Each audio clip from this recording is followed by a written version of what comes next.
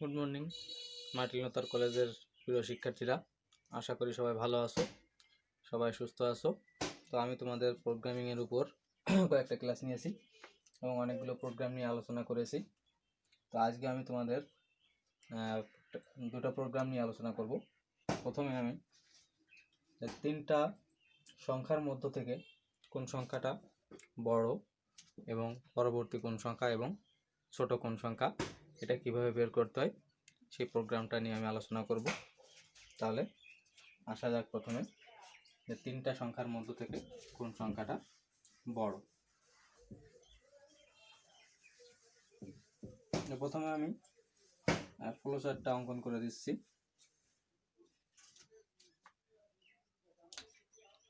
Flowchart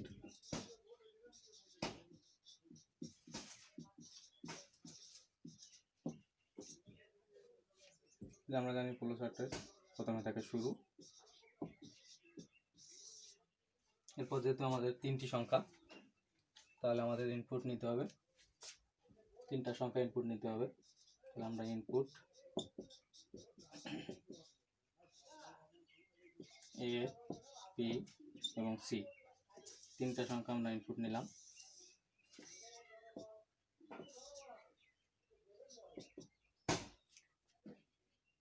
এরপর যদি আমাদের প্রথম থাকে এ গ্রেটার দ্যান বি, একটা শর্ত, তো এটা যদি হ্যাঁ হয় তাহলে একদিকে আসবে আর না হলে অন্যদিকে যাবে। তো প্রথমে হ্যাঁ এর দিকে আসি যে এ বি এর থেকে বড়। এরপর যদি আরেকটু সে কন্ডিশনটা চেক করে দেখে যে এ সি এর থেকে বড়,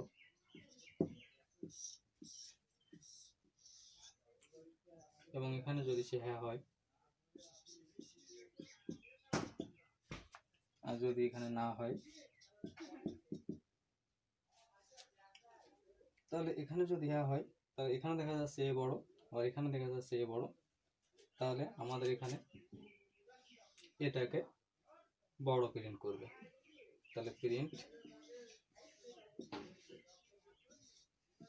এ বড়।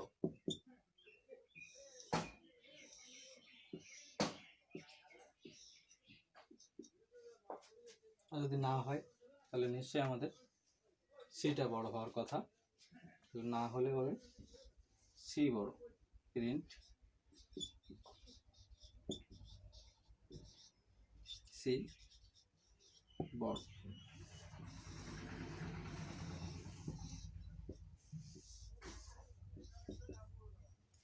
তো এদিকটা আমরা বুঝতে পারলাম। এখন যদি এদিকে না কন্ডিশনে আসে তাহলে আমরা কি পাবো? এখন যদি আমি শর্তটা একটু চেঞ্জ করে দিই যে বি গ্রেটার দেন সি,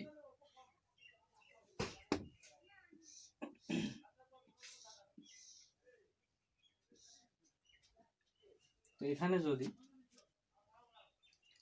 হ্যাঁ হয় তাহলে কি হওয়ার কথা যে বি সি এর থেকে বড়।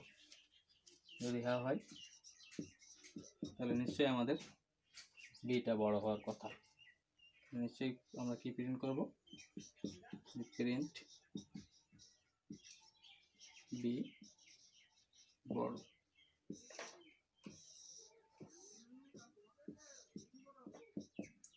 আর যদি না হয়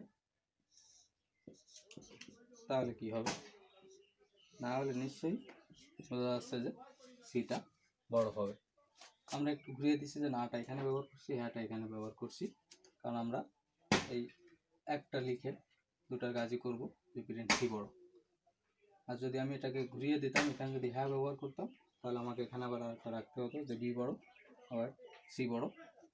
কিন্তু সেভাবে করলে আমার ফ্লোচার্টটা দেখতে ভালো দেখাবে না, তাই একটার সঙ্গে কিন্তু আমি এখান থেকে এটা নিয়ে আসছি আবার এখান থেকে এটাও নিয়ে আসছি যে প্রিন্ট সি বড়। অর্থাৎ তিনটাই কিন্তু আমরা পেয়ে যাচ্ছি যে এ বড় অথবা সি বড় অথবা বি বড়। অর্থাৎ আমরা বিভিন্ন সংখ্যা নিয়ে পরীক্ষা করে দেখব যে এ বি এবং সি এর মান। তখন আমরা এর মান রাখতে পারি এর মান 5, বি এর মান 3 আর সি এর মান রাখলাম 1, তাহলে যদি আমরা একটু এই শর্ত অনুসারে পরীক্ষা করে দেখি তাহলে দেখা যাচ্ছে এটা বড়। আবার যদি আমরা মান পরিবর্তন করে দিই যে এর মান 5, বি এর মান সি, আবার সি এর মান 1 থাকলো, তাহলে দেখা যাচ্ছে বিটা বড় হবে। আবার যদি এমন রাখি যে সি এর মান রাখলাম 7, বি এর মান রাখলাম 3, এর মান রাখলাম 5, তাহলে দেখা যাচ্ছে সিটা বড় হবে। এভাবে আমরা বিভিন্ন সংখ্যা নিয়ে পরীক্ষা করে দেখব যে আমার কোনটা বড় আসতেছে, ফলসারটা আমার সঠিক আছে কিনা, সঠিকভাবে কাজ করতেছে কিনা। তাহলে আমরা তিনটাই ফলাফল পেয়ে গেলাম। এখন আমরা জানি যে একটা সার্কেল হচ্ছে কী করে যে যুক্ত করে, অনেকগুলো যদি আউটপুট থাকে সেগুলোকে তার যে সংযোগ স্থাপন করার জন্য কিন্তু আমাদের এই সার্কেলটা ব্যবহার করা হয়। আর এই শুরু এবং শেষ এটা কিন্তু সার্কেল না, এটা কিন্তু একটা উপবৃত্ত।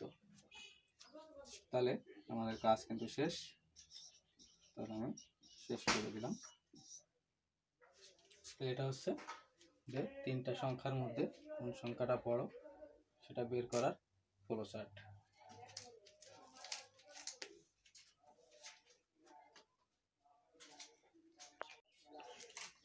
তো এখন আমরা এটার অ্যালগরিদম লিখব, এটা মুছে ফেলতেছি।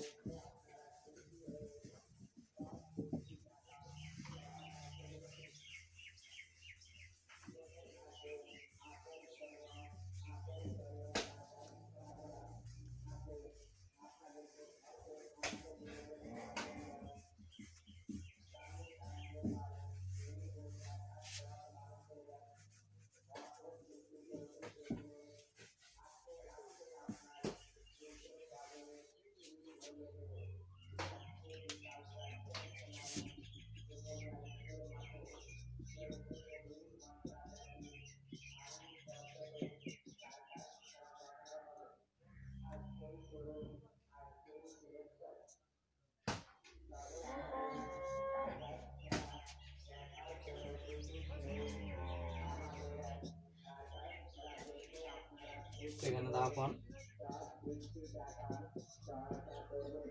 ধাপ 1 আমরা জানি এখানে শুরু আছে, তাহলে শুরু থাকবে।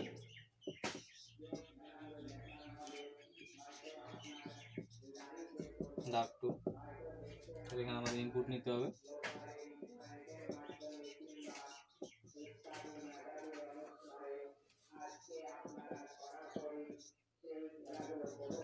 ইনপুটে এবিসি নিই,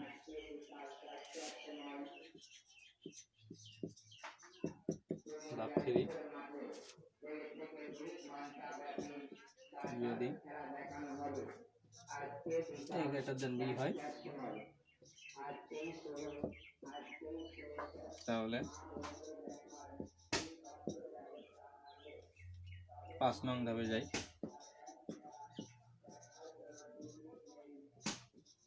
5 নং ধাপে যাই,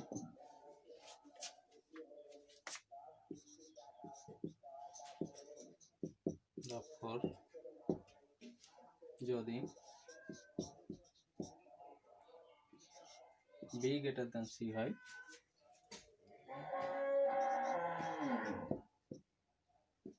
তাহলে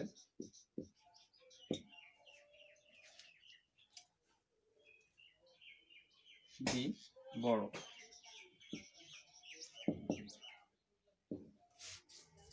অন্যথায়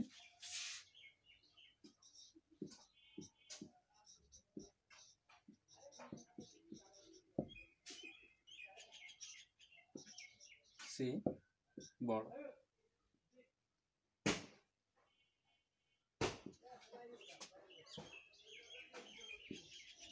এবং 6 নং ধাপে যাই,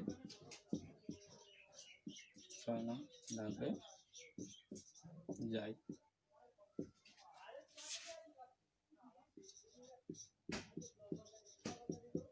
ধাপ 5 যদি এ গ্রেটার দেন সি হয়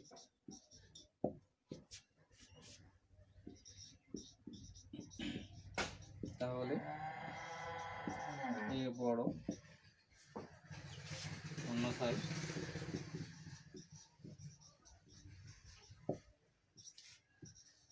সি বড়।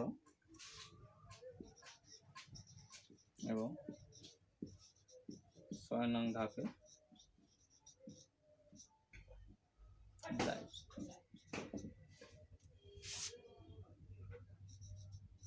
ধাপ 6 ফলাফল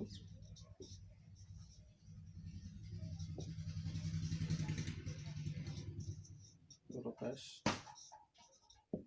করি। ধাপ 7 শেষ। তাহলে সবাই একটু খেয়াল করে দেখো যে এখানে a গ্রেটার দেন b আমাদের যে ফ্লো চার্টটা ছিল, যে প্রথমে শর্তটা ছিল a গ্রেটার দেন b। এরপরে দেখো আমরা 5 নং ধাপে চলে গেছি। 5 নং ধাপে কারণ হচ্ছে দেখো a গ্রেটার দেন c বাম দিকে আমাদের ফ্লো চার্টে a গ্রেটার দেন c ছিল। এই শর্তটার পরে কিন্তু এই শর্তটা ছিল, যখন এই দুটো শর্ত হ্যাঁ হয়েছিল তখন কিন্তু এটা বড় ছিল এবং অন্যথায় কিন্তু সিটা বড় ছিল। ফ্লোটার সঙ্গে মিলিয়ে দেখবে। এরপর আমাদের ডান দিকে যে যখন না কন্ডিশনে ছিল a গ্রেটার দেন b এর, তখন কিন্তু আমাদের ছিল b গ্রেটার দেন c, এবং সেখানে যদি হ্যাঁ কন্ডিশন হতো তাহলে কিন্তু আমাদের বিটা বড় ছিল আর অন্যথায় কিন্তু সিটা বড় ছিল। আমি কিন্তু ফ্লো চার্টের সাথে মিল রেখেই এটা লিখে দিয়েছি, তোমরা এভাবেই লিখবে। তাহলে এই ছিল তোমার 3টি সংখ্যার মধ্যে কোন সংখ্যাটা বড় তা বের করার অ্যালগরিদম।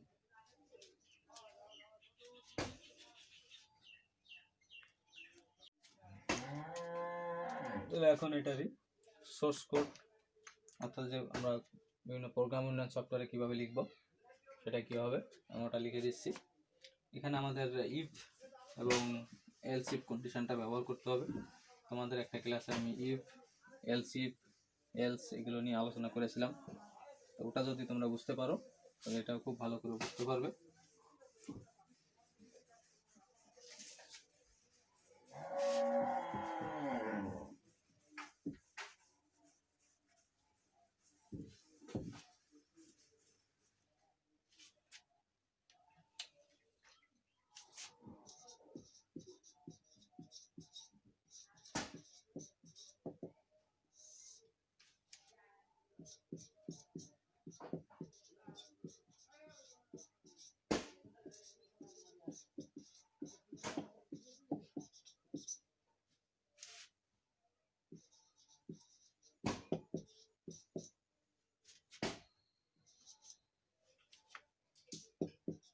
এখানে আমি ইন্টিজার ব্যবহার করতেছি কারণ আমরা পূর্ণ সংখ্যা নিয়ে কাজ করব, আর আমাদের ইনপুট নিতে হবে এবিসি 3টি সংখ্যা, আর কোনো ভেরিয়েবল আমাদের এখানে প্রয়োজন হচ্ছে না। তাহলে এখন আমাদের স্ক্যানে অর্থাৎ ইনপুট নিতে হবে 3টি সংখ্যা, তাহলে পার্সেন্টেজ ডি 3টা পার্সেন্টেজ ডি, এম% এ, এম% বি, এম% সি। এরপর আমরা ইফ এলস কন্ডিশন ব্যবহার করব, যে if a greater than b, এম% এ গ্রেটার দেন সি। এটা যদি হয়, যত একটা শর্ত আছে এ যদি বি এর থেকে বড় হয়, আবার আরেকটা শর্ত আছে এ যদি সি এর থেকে বড় হয়, তাহলে নিশ্চয়ই এখানে আমাদের এটা বড় আসবে। এই যে অ্যান্ড সিম্বল আছে, দুইটা অ্যান্ড, এটার অর্থ হচ্ছে দুইটা শর্তই পূরণ হতে হবে তাহলে এটা কাজ করবে।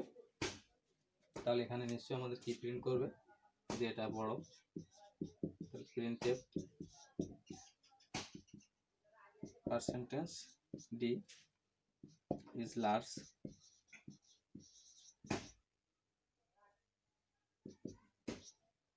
হচ্ছে এই, অর্থাৎ এটাকে সে বড় করে দেখাবে।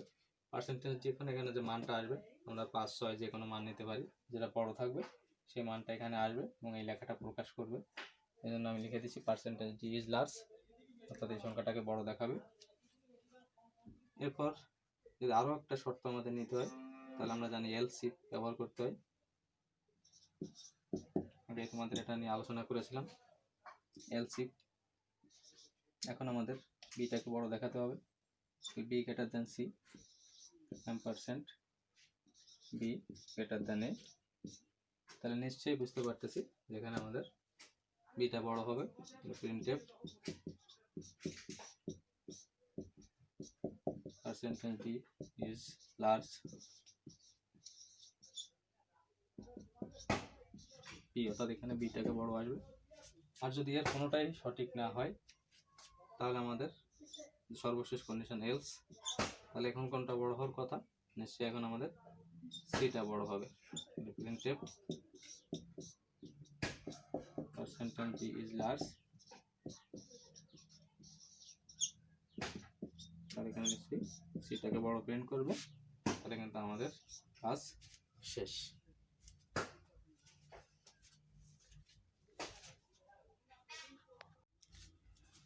তো এখন আমরা আরেকটা প্রোগ্রাম নিয়ে একটু আলোচনা করব, যে বৃত্তের ক্ষেত্রফল কিভাবে বের করতে হয় সেই প্রোগ্রামটা নিয়ে আমি একটু আলোচনা করব।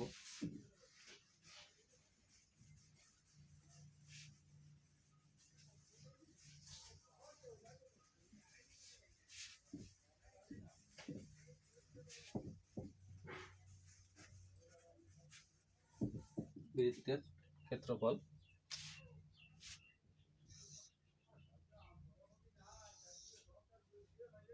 যে একটা বৃত্ত, আমরা জানি বৃত্তের কি থাকে, একটা ব্যাসার্ধ থাকে। তো এই বৃত্তটার ক্ষেত্রফল কত? ক্ষেত্রফল আমরা জানি যে পাই আর স্কয়ার হচ্ছে বৃত্তের ক্ষেত্রফল। এই যে পাইটা আছে, আমরা জানি যে পাই এর মানটা হচ্ছে কি অপরিবর্তনশীল, অর্থাৎ পাইয়ের যে মানটা ধার্য করা আছে সবসময় সেই মানটাই থাকবে। অর্থাৎ এই পাইটাকে বলা হচ্ছে কি কনস্ট্যান্ট, বা বাংলায় বলা হচ্ছে ধ্রুবক।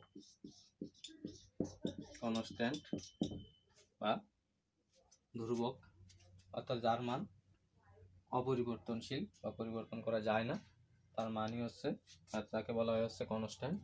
যেমন পাইয়ের একটা নির্দিষ্ট মান ধার্য করা আছে 3.14। ভেরিয়েবল সম্পর্কে এর আগে আমরা জানিছিলাম যে ভেরিয়েবল হচ্ছে যার মান পরিবর্তনশীল।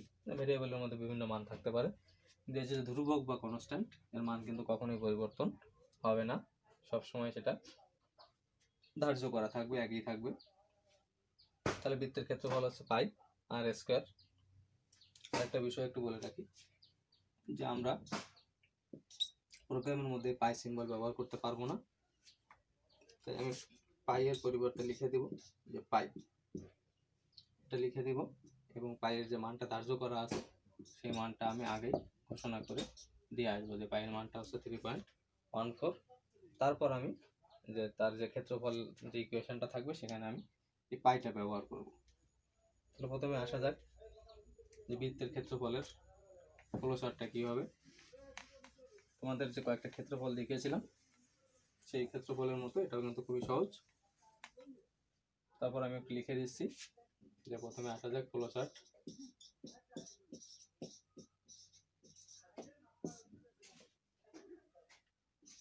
প্রথমে থাকবে শুরু, তারপর এখানে আমাদের ইনপুট নিতে হবে, নিশ্চয়ই বৃত্তের ব্যাসার্ধ যে আর আছে আরটাকে ইনপুট নিতে হবে, তাহলে ইনপুট আর, আর পাইটা তো কনস্ট্যান্ট, ওটা আমাদের ধার্য করা, ইনপুট আর পাইটা আমরা একটু লিখে দিয়ে আসবো যে পাই ইকুয়াল টু 3.14।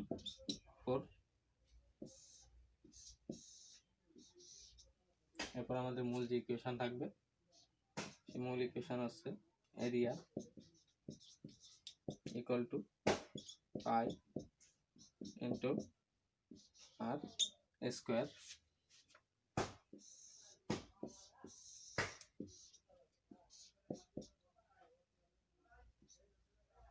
আমরা ফলাফলটা পেয়ে গেছি এরিয়ার মধ্যে, তাহলে প্রিন্ট এরিয়া, প্রিন্ট এরিয়া, আমাদের কাজ শেষ। তাহলে এটা হচ্ছে বৃত্তের ক্ষেত্রফল বের করার ফ্লোচার্ট।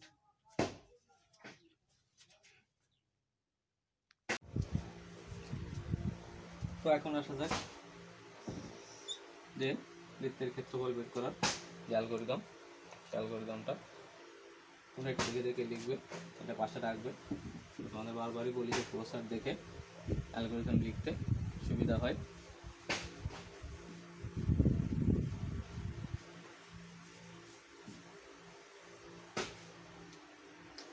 অ্যালগরিদম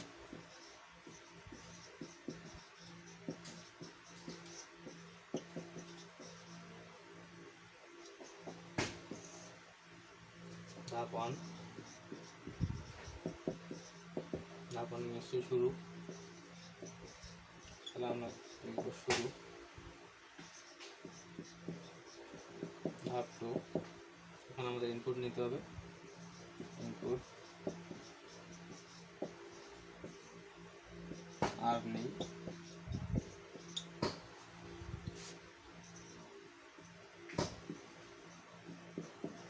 ধাপ 3,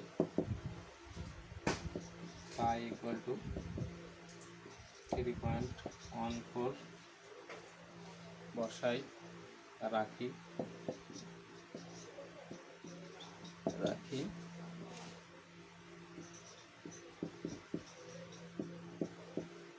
ধাপ 4,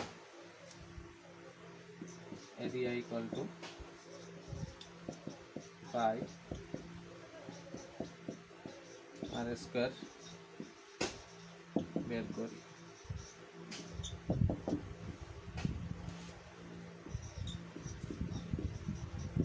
ধাপ 5, এরিয়া এর মাধ্যমে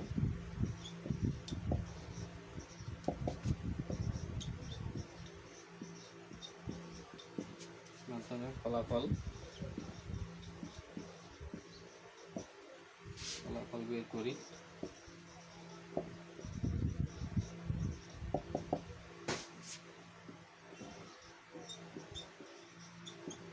ধাপ 6 শেষ। তাহলে এই ছিল বৃত্তের ক্ষেত্রফল বের করার অ্যালগরিদম।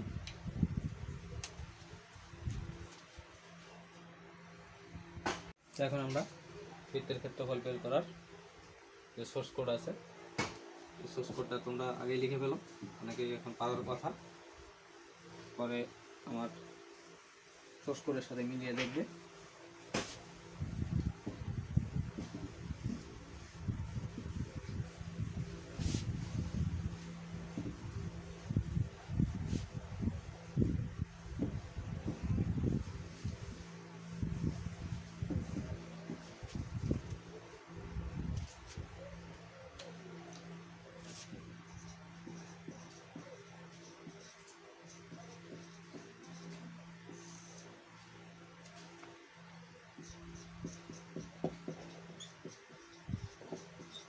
include studio.h, এখানে আমরা math.h এর ফাইল ব্যবহার করে প্রোগ্রামটা করতে পারি, আবার ব্যবহার না করেও প্রোগ্রামটা করতে পারি। এখানে যেহেতু আর স্কোয়ার আছে, আমি আর স্কোয়ার না দিয়ে যদি দুইটা আরকে গুণ করে দিই, যে আর ইন্টু আর, তাহলে কিন্তু আমার math.h ব্যবহার না করলেও চলবে। আর যদি তোমরা ব্যবহার করতে চাও math.h, তাহলে আর স্কোয়ারের জায়গায় পাওয়ার ফাংশনটা ব্যবহার করবে, POW আর কমা 2 দিলেও কিন্তু একই কাজ করবে। তাই আমি আগে সহজটাই দেখাচ্ছি তোমাদের, আর যেটা আছে ওটা আমি বললাম, যারা পারো তারা ওটা করবে। মেইন, এখানে নিশ্চয়ই আমাদের ফ্লোটের প্রয়োজন, যাতে এখানে ভগ্নাংশ আসবে, এবং ভেরিয়েবল আমাদের আর নিতে হবে। পাইয়ের মানটা আমরা এখানে রেখে দিব, যে পাই ইকুয়াল টু 3.14, আর আমাদের লাগবে এরিয়া। আগের মানটা আমাদের ইনপুট নিতে হবে, তাহলে স্ক্যানের পার্সেন্টেজ, এখন কিন্তু এফ % আর এরিয়া ইকুয়াল টু, আমরা এই পাইটা ব্যবহার করবো, পাই ইন্টু, যেহেতু আমরা পাওয়ার ফাংশন ব্যবহার করিনি, math.h এর ফাইল নিয়ে নিই, তাই আর ইন্টু আর, অর্থাৎ সে আর স্কোয়ারের কাজই করবে, দুটো আরকে গুণ করে দিলাম। তাহলে আমরা এরিয়ার মধ্যে ফলাফল পেয়ে যাচ্ছি। তাহলে printf পার্সেন্টেজ এফ এরিয়া আমাদের কাজ শেষ।